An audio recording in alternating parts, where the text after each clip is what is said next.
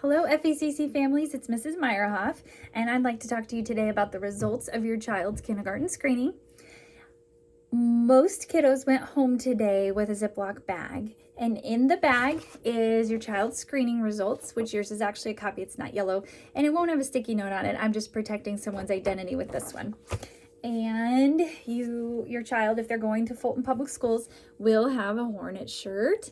This shirt is donated every year by Crane's Country Store, which is pretty awesome of them. And then on the back, we like to freak parents out and let you know your child is in the class of 2034, which will be here before you know it. I know because I have a senior this year.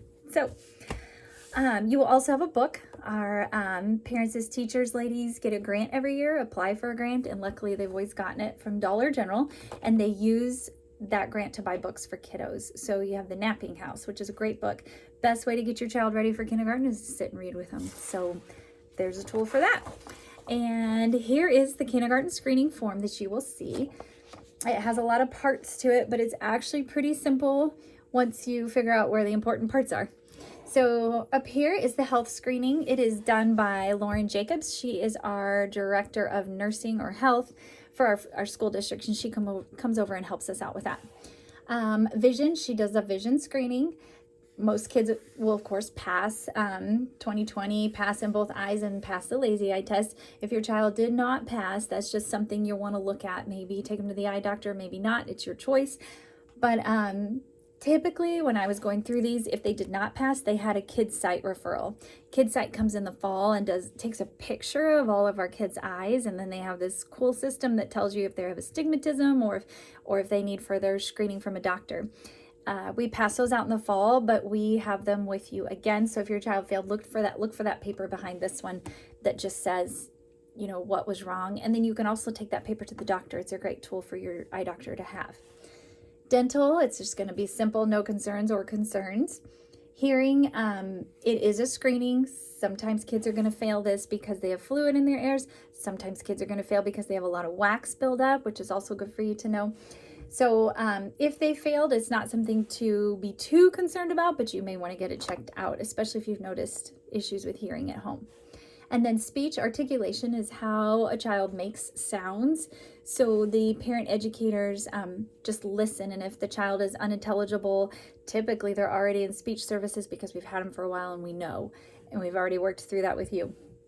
And then they may say there are just some concerns. Sometimes those concerns with having a hard time understanding a child are developmentally appropriate, which means, you know, they might not make the R sound. Well, they don't need to make the R sound until they're 8. So this is something your teacher probably would have already talked to you about if it was a big concern. And here are the dial results right in here. Sometimes the first thing someone looks at is they might see the 60% and say, oh no, that's like a D, but it's not. Let me explain it to you. Each section, we have motor, concepts, and language. Motor is hopping, skipping, using scissors, writing their names. Concepts are math skills. Language is a lot of answering questions, but it's tricky because it's also a lot of pre-reading skills, letters, sounds, rhyming, all the things your child is going to learn in kindergarten. So a lot of times that language score is a little lower. I'll show you on the back exactly what they ask, and I'm going to let you know that they work on a lot of those things in kindergarten, and it's not something to stress about, especially with the way our school year has been. You know, we've been in person all but 3 days, which is awesome, but we've had so many teachers out on quarantine, so many students out on quarantine, and it was just a crazy year, as you know. So please don't worry too much. Your child will catch up. It will be okay. Okay? Each section is worth 35 points. So you see this child here got 30 out of 35 points in motor, and then they got 29, and then they got 20. So that's just going to show you, I just like to give you that solid number so you can see how many they got. And then out of 100, there's what that child got. So you can look and see what your child got. Then you can look over at the percentiles. This is where they take the child's age in years and months and they compare it to all the children in the country or the world, I'm not sure, but who have taken this Dial 4 assessment, and they come up with a percentile. So the percentile is the part that can look a little tricky. You might say, oh, 54%. Oh no, 54% is actually above average. 50 is average.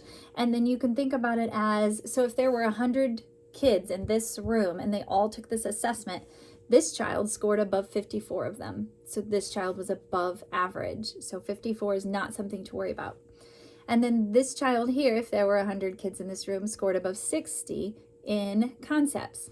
And then above 11 in language. And like I said, sometimes language can be a little lower, and I'll show you why on the back. And then your child's teacher fills out a questionnaire on self-help and social emotional. This questionnaire can be a little tricky also because on self-help there's only 20 questions, and this is just the way it works out. If your child doesn't necessarily do 2 of those things on self-help, like if maybe they don't like to clean up, so your teacher's going to put, sometimes or never, depending on the child. Cleanup's not a favorite thing, and it is on this. So it might be a little lower here than you'd expect, but that's probably why. So this child scored above 16% of other kids their age and above 26% in social emotional above other kids their age. Then down here, you're going to see behavioral observations. This child had 5.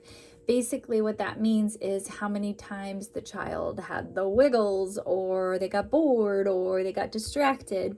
And we just keep track of that just because it's part of our assessment, and it gives you a little indicator. Like if the child had 21, well, when you look at these scores, you're going to know, oh, that might not be super valid because they wiggled 21 times. That means they were done. It is a long assessment. It does take about 45 minutes. And so our parent educators, Miss Carrie and Miss Lisa, are amazing, and they work really hard to keep it going and keep it exciting. But some kids are going to have the fidgets, and some kids are not going to want to sit this whole time. So it is what it is, but it is a good screener to just kind of give us a basic picture of how your child is doing and how ready they are for kindergarten. So the back is where you get all the information.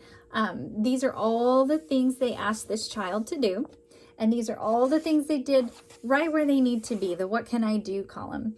And then there's work with me. That means those are things that child is becoming ready to do, or has progressed on. And then these would be things that child is not doing yet. So throwing, they have to throw at a target. It's not just throwing. Standing and hopping on one leg. Skipping, this child is skipping, but it's always a surprise to me when a child is skipping in preschool, because it's kind of a hard skill and a lot of kids are galloping. And I know from experience as a mom that they do teach skipping in PE in kindergarten. Building with blocks, they have to build an actual pyramid and different shapes. It's not just building. Wiggling and twiddling their thumbs, that's just a fine motor test. Touching fingers to their thumbs, they need to be able to do that with both hands. Cutting, that's a big deal. And the kids in pre-K typically do much better than the kids who maybe don't get to go to pre-K, because a lot of kids don't use scissors at home for obvious reasons. Copying letters and symbols, and then writing their name. And then concepts, pointing to all body parts, identifying all colors, counting backwards. Number identification is just random numbers. Counting objects. Number relationships, that's like what comes before 6 or after 8 or between 7 and 9. Those are those kind of questions. Identifying concepts, longest, biggest, open, closed. Sorting by shape, that's just for 3-year-olds. Your child was asked to sort by color and size. And they're not just sorting, a couple things. They're sorting by color, shape, and size. And it's a little complicated.